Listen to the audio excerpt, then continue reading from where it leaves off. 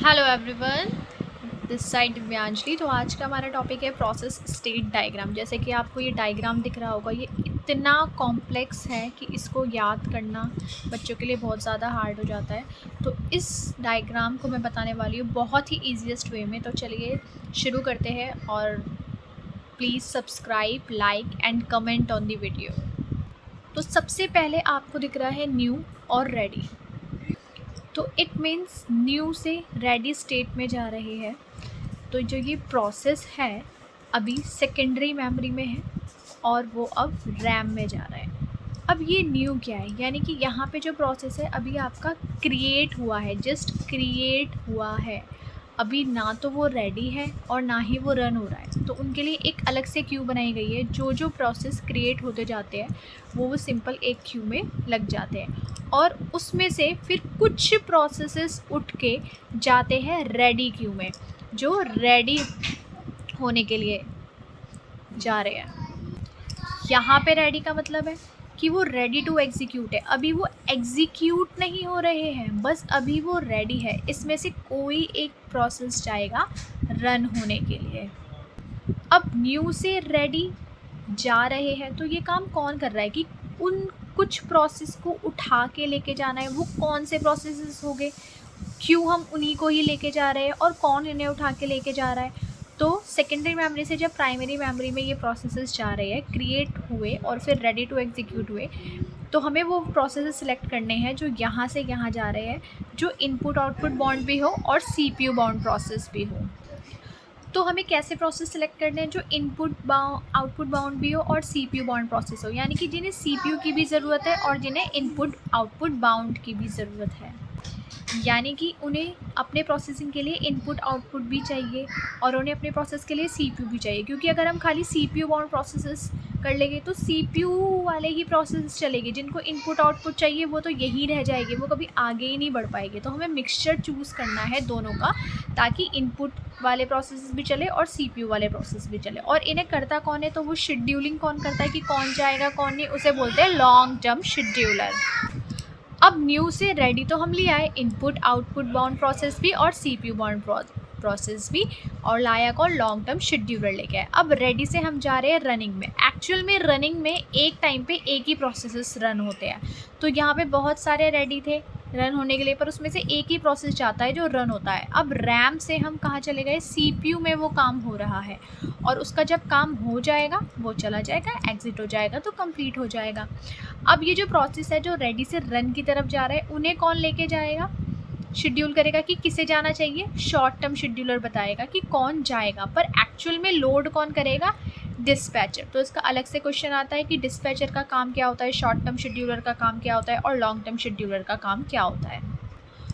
उसके बाद अगर इस प्रोसेस को किसी की भी ज़रूरत नहीं है तो वो तो एग्जिट हो गया। बट अगर इस प्रोसेस को ज़रूरत है अपनी रनिंग में किसी एक इनपुट आउटपुट डिवाइस की, तो उसे जाना पड़ेगा, इनपुट आउटपुट रिक्वेस्ट करेगा कि मुझे पहले ये रिक्वेस्ट पूरी करो, तभी मेरा रनिंग का आउटपुट पूरा होएगा।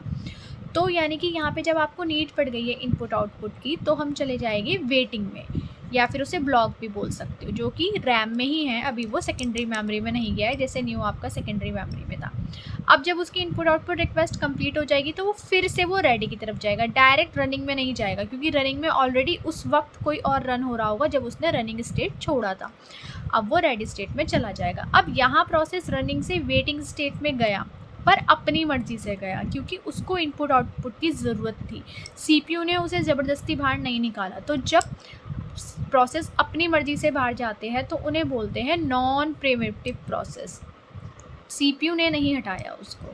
जब सीपीयू उन्हें हटाता है तो उसको बोलते हैं प्रिमिटिव स्टेट। यानी कि अब जब हमें रनिंग कर रहे थे हम, उसे इनपुट आउटपुट की रिक्वेस्ट हुई तो वो ब्लॉक में चला गया।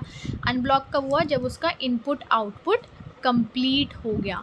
बट कभी कभी सीपीयू भी उसको निकाल देता है, तो उसको बोलते हैं हम प्रीएम्पशन। अब ये रनिंग रेडी से रनिंग जा रहा था और उसने निकाल दिया, तो सीपीयू ने क्यों हटाया उसे, क्यों ब्लॉक किया उसको। यहाँ पे तो इनपुट आउटपुट के लिए आया था और यहाँ से ही वापस क्यों कर दिया उसको। तो उसने क्यों हटाया, क्योंकि कोई दूसरा प्रोसेस आ गया है, वीआईपी प्रोसेस, जिसकी हाईएस्ट प्रायोरिटी है। तो एक प्रोसेस था वो बेचारा चल रहा था, एकदम से कोई वीआईपी प्रोसेस आया और इस प्रोसेस को हटा के हमने उस प्रोसेस को रख दिया। या फिर कोई टाइम क्वांटम लग गया कि हर प्रोसेस 2 मिनट के लिए चलेंगे, तो उसका 2 मिनट पूरा हो गया है, अब कोई 2 मिनट के लिए कोई और यूज़ करेगा, फिर उसका 2 मिनट पूरा हो गया तो कोई और यूज़ करेगा। तो यहाँ पे सीपीयू ने हटाया, या प्रोसेस अपनी मर्ज़ी से नहीं हटाए। जब सीपीयू हटाता है तो उसे बोलते हैं प्रिमिटिव, और जब अपनी मर्ज़ी से हटाता है तो नॉन प्रिमिटिव। अब आप देखो कि अब इतना बड़ा डायग्राम कॉम्प्लेक्स अब आप यहाँ तक समझ चुकी है कि न्यू से रेडी गए, रेडी से रनिंग गए और एग्जिट हो गए। बट रन करते करते इनपुट आउटपुट रिक्वेस्ट की ज़रूरत पड़ी तो वेटिंग ब्लॉक में गई। यहाँ पे उन्होंने अपनी एक अलग से लाइन बनाई कि सब लोग यहाँ पे आ जाओ जिन्हें इनपुट आउटपुट की ज़रूरत है। जैसे ही इनपुट आउटपुट कंप्लीट हुआ हम दोबारा रेडी की तरफ गए। यहाँ पे हम प्रिम्पशन कर रहे हैं, यानी कि सीपीयू ने हटाया है कि प्रायोरिटी है या टाइम क्वांटम है, तो उसकी वजह से हम यहाँ पे हटा रहे हैं। अब देखिए यहाँ पे वेटिंग ब्लॉक में जब बहुत सारे लोग हो जाते हैं, तो जब ये फुल हो जाता है तो फिर एक हम अलग से एक सस्पेंडेड वेट की एक क्यू बनाते हैं, तो हम उसको वहाँ भेज देते हैं उन प्रोसेसेस को जो इनपुट आउटपुट की रिक्वेस्ट के लिए वेट कर रहे हैं, बट अभी उनका बहुत टाइम लगने वाला है। तो हम क्यों उनको मेमोरी में रखें, क्योंकि अभी वो वेट ही करेंगे और ज़्यादा।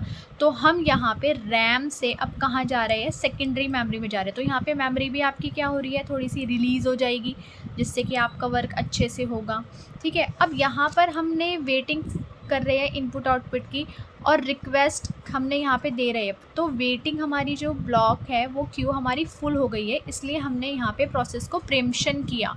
तो अपनी मर्ज़ी के बिना गया है प्रोसेस। ठीक है, यहाँ पे कौन लेके आया है, सीपीयू लेके आया है कि इसको हटाओ, अभी यहाँ पे और लोग हैं, पहले इन्हें इनपुट आउटपुट रिक्वेस्ट को फुल करेंगे और इतनी हमारे पास स्पेस नहीं है, इन्हें यहाँ पे भेज दो सस्पेंडेड वेट में। जब इनकी सस्पेंडेड वेट में इन्हें भेज दिया है यहाँ पे, और जब फिर इनमें से किसी एक आधे का नंबर आएगा तो फिर वो दोबारा से वेटिंग ब्लॉक में जाएगी, फिर उन्हें इनपुट आउटपुट डिवाइस मिलेगी और फिर वो दोबारा से रेडी में जाएगी। अब बस बचा है सस्पेंडेड रेडी। अब ये सस्पेंडेड रेडी क्या है, सस्पेंडेड वेट से ही आप सस्पेंडेड रेडी में जाते हो। सस्पेंडेड वेट यानी कि देखो ये सेकेंडरी मेमोरी में है, ये भी सेकेंडरी मेमोरी में है। ठीक है, अब यहाँ पे रेडी स्टेट है, रेडी स्टेट से आप डायरेक्ट कनेक्शन देख रहे हो, रेडी से डायरेक्ट सस्पेंडेड रेडी में आ गए हैं, और यहीं से ही फिर आप दोबारा से रिज्यूम हो गए हो रेडी में। तो यानी कि जब ये रैम है, जब ये रैम आपकी फुल हो जाती है, जब आपकी रेडी क्यू फुल हो जाती है, तो यहाँ पे आप सस्पेंडेड रेडी में उसको भेज देते हो। क्यों भेज देते हो, क्योंकि जब आपके बहुत सारे रेडी प्रोसेस आ जाते हैं तो सीपीयू बहुत तेज़ काम करता है, तो एक टाइम सैचुरेशन पॉइंट आता है जिसे थ्रेशिंग बोलते हैं, जहाँ से उसकी परफॉर्मेंस डिग्रेड होने लगती है। जब मैक्सिमम प्रोसेस रेडी स्टेट में आ जाती है तो रैम फुल हो जाती है, परफॉर्मेंस डिग्रेड हो जाती है, तो रैम से सेकेंडरी मेमोरी में प्रोसेस वापस भेजने पड़ते हैं हमें। तो हम बोलते हैं कि मेन मेमोरी से थोड़ा सा रिलीज़ करो मेमोरी और इन्हें दोबारा से सेकेंडरी मेमोरी में भेजो। पर इन्हें हम सेकेंडरी मेमोरी में भेज रहे हैं, ना तो उन्हें इनपुट आउटपुट की ज़रूरत है, ना उन कोई प्रायोरिटी आई है, ना वो इनपुट आउटपुट की क्यू से हम उन्हें अलग भेज रहे हैं। इन्हें तो हमने सेकेंड स्टेज में ही भेज दिया रेडी से, तो इसके लिए अलग से क्यू है सस्पेंडेड रेडी, यानी कि मेन मेमोरी से हमने सेकेंडरी मेमोरी में डाल दिया मेमोरी को थोड़ा सा फ्री करने के लिए। अब जैसे ही वहाँ पे थोड़ी स्पेस हो जाता है तो फिर हम क्या करते हैं, उसको रिज्यूम दोबारा से रेडी में यहाँ पे भेज देते हैं। अब ये काम कौन करता है, ये काम करता है मिड टर्म शेड्यूलर। इसको बोलते हैं आप स्वैपिंग, इसको बोलते हैं आप स्वैपिंग, क्योंकि यहाँ पे आप प्रोसेस क्या कर रहे हैं, स्वैप इन कर रहे हैं और स्वैप आउट कर रहे हैं। स्वैप आउट कर रहे हैं मतलब कि आप यहाँ पे मेन मेमोरी से आप कहाँ भेज रहे हैं, उसे सेकेंडरी मेमोरी में भेज रहे हैं, और यहाँ पे आप क्या कर रहे हैं कि सेकेंडरी मेमोरी से आप उसे मेन मेमोरी में भेज रहे हैं। तो ये आप स्वैप इन और स्वैप आउट कर रहे हैं, और फिर इस पूरे डायग्राम को जब आप मर्ज करोगे तो आपका यही डायग्राम बन जाएगा। तो यानी कि न्यू से रेडी, रेडी से रन, यहाँ से टर्मिनल, यहाँ पे हो रहा है आपका प्रीएम्पशन और यहाँ पे आ रहा है आपका non preemption input output request. जब ये भर जाएगा तो ये सस्पेंडेड वेट में चली जाएगी और फिर रिज्यूम हो जाएगा। फिर सस्पेंडेड वेट से जब सेकेंडरी मेमोरी, और ये भी सेकेंडरी मेमोरी है, तो रैम यहाँ पे अपने कुछ प्रोसेसेस भेज सकती है, थोड़े सीपीयू की परफॉर्मेंस डिग्रेड ना हो इसलिए। Thank you so much.